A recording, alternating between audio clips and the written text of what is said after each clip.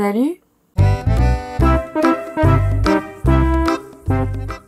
Un élève m'a posé une question absolument géniale la semaine dernière.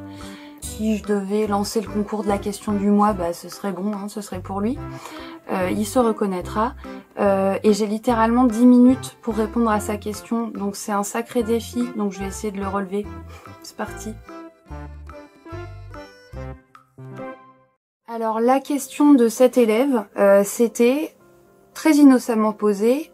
Pourquoi souvent les animaux ont le dessus du corps plus foncé que le dessous? Le ventre plus clair, vous voyez? Et bah ça a l'air complètement banane comme question, mais c'est loin d'être idiot. Et donc je pourrais faire une vidéo de 2 heures sur le sujet, mais enfin j'ai pas le droit, donc on va essayer de tracer un peu. Alors effectivement, ça a été constaté par de nombreux scientifiques, des biologistes, des zoologues, des paléontologues également.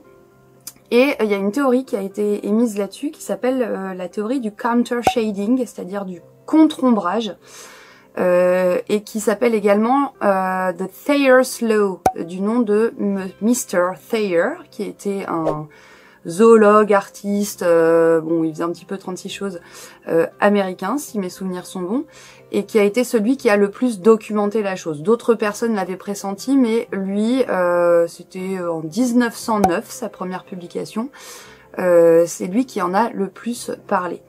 Donc, du coup, on va un petit peu voir ce qu'il en a dit. Alors, effectivement, il y a de nombreuses espèces animales, notamment en milieu aquatique et aérien, qui ont comme ça cette différence de coloration entre le dos et le ventre.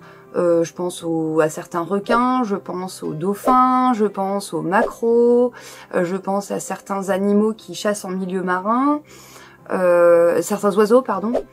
Bon, je vous mettrai quelques illustrations pour que vous voyez un petit peu de quoi on parle, mais il y a également des quadrupèdes terrestres de type ongulé souvent, mais pas que, des mammifères qui ont comme ça le dos foncé et le ventre clair. Et alors, quelle est l'explication? Il y a une première explication qui consiste à dire que cette coloration particulière permet de mieux se camoufler lorsque le prédateur potentiel, lorsque vous êtes une proie, enfin l'animal est une proie, et que son prédateur potentiel peut venir du dessus ou du dessous. Pensons au milieu marin.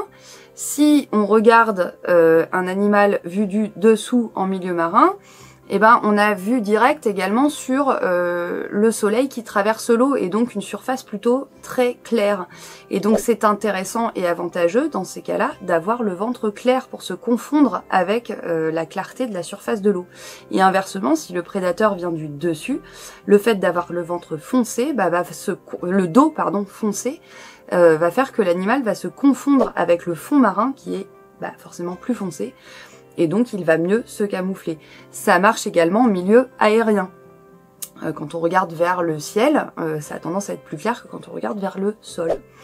Donc c'est un mode de camouflage qui peut s'expliquer dans ces milieux-là, où les prédateurs viennent du dessus ou du dessous. Mais alors, on pourrait se demander quel est l'intérêt pour un quadrupède terrestre, dont les prédateurs viennent plutôt par le côté, de manière latérale, d'être comme ça en double ombrage, en contre-ombrage, en rétro-shading. Bref, vous avez compris. Eh bien, l'avantage est simple. Un quadrupède terrestre, ou un animal terrestre, quel qu'il soit, mais plutôt de type quadrupède, va ressembler à un cylindre. Un cylindre, si il prend la lumière solaire par le dessus, il va avoir tendance à être plus clair du dessus et plus foncé du dessous, avec les questions d'ombre. D'accord? Donc son dos va être plus clair que son ventre. Et donc il va être extrêmement visible. En modèle 3D, il va beaucoup se voir, il va dénoter avec le paysage.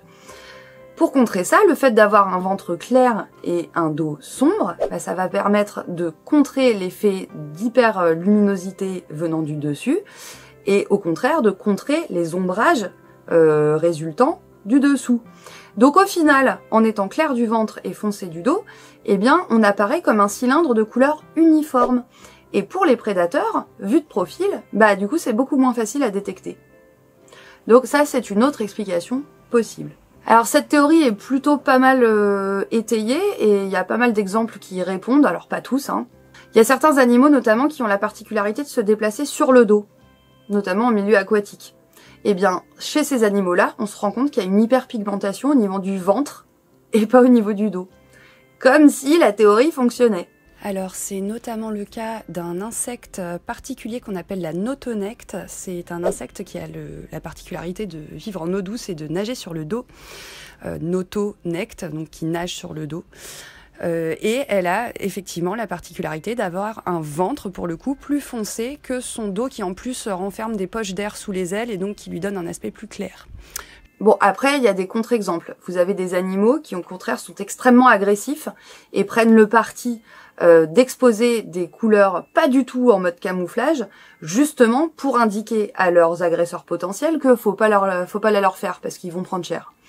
Je vous mettrai quelques exemples de ce côté-là et je vous indiquerai également le nom scientifique de cette méthode qui consiste à signaler au contraire sa présence par des couleurs vives. Donc voilà, cette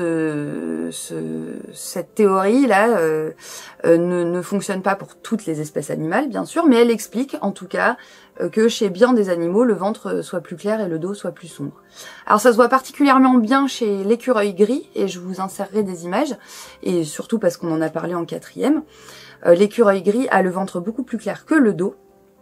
Et effectivement, quand on regarde un écureuil gris de profil, il a l'air plutôt uniforme en termes de couleur, mais si il se dresse contre un tronc ou sur ses pattes arrière, on voit très très bien la différence entre son ventre blanc et son dos beaucoup plus foncé.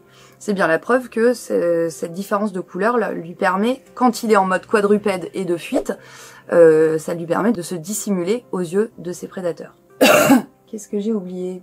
J'ai oublié des trucs parce que je suis en train de speeder, donc forcément j'ai oublié des trucs. Bon, sachez quand même qu'il y a d'autres explications possibles, notamment le fait de se faciliter la thermorégulation. Le fait d'être foncé au niveau du dos permet de capter et d'optimiser la captation des rayons solaires qui réchauffent. Donc pour réguler sa température corporelle, c'est pas mal. Également, on l'avait dit, le fait de créer de la mélanine, parce que c'est ça, hein, c'est de l'eumélanine qui fait que le pelage est plus foncé sur le dessus, ça permet aussi de se protéger des rayons solaires. Donc ce serait également une explication. Mais il y a peu d'études qui documentent ceci. S'il y a des futurs biologistes dans la salle et chercheurs en biologie, allez-y, c'est parti. On vous attend. Bon, et puis dernière chose, sachez que cette particularité de certains animaux a été récupérée dans les technologies humaines, et notamment dans le milieu de l'armée, pour camoufler les engins de guerre, et notamment les avions. Il y a pas mal d'avions de la Seconde Guerre mondiale qui sont plus foncés et teintés sur le dessus que sur le dessous. C'est pour essayer de faire une sorte de mimétisme et de recopier cette stratégie animale qui consiste à se camoufler dans l'air. Bon, voilà, c'était ma réponse express à la question de cet élève, que j'ai trouvé vraiment passionnante. J'ai vraiment répondu à la hache et dans les grandes lignes et en accéléré. Je suis sûre que j'ai oublié plein de détails et je vais m'en mordre les doigts quand je vais faire le montage, mais enfin tant pis, c'est pas grave. En tout cas, j'espère que j'aurai répondu à sa question. J'en ai plein d'autres sur le feu qui sont vachement bien. Et donc je vous prépare bientôt une nouvelle vidéo FAQ. Là c'était une mono FAQ, c'était pas vraiment une foire aux questions, c'est une mono question. Mais je trouvais qu'elle méritait qu'on s'y consacre. Je vous souhaite une bonne journée, une bonne soirée, selon l'heure à laquelle vous regardez cette vidéo. Je vous embrasse bien fort et je vous dis à la prochaine.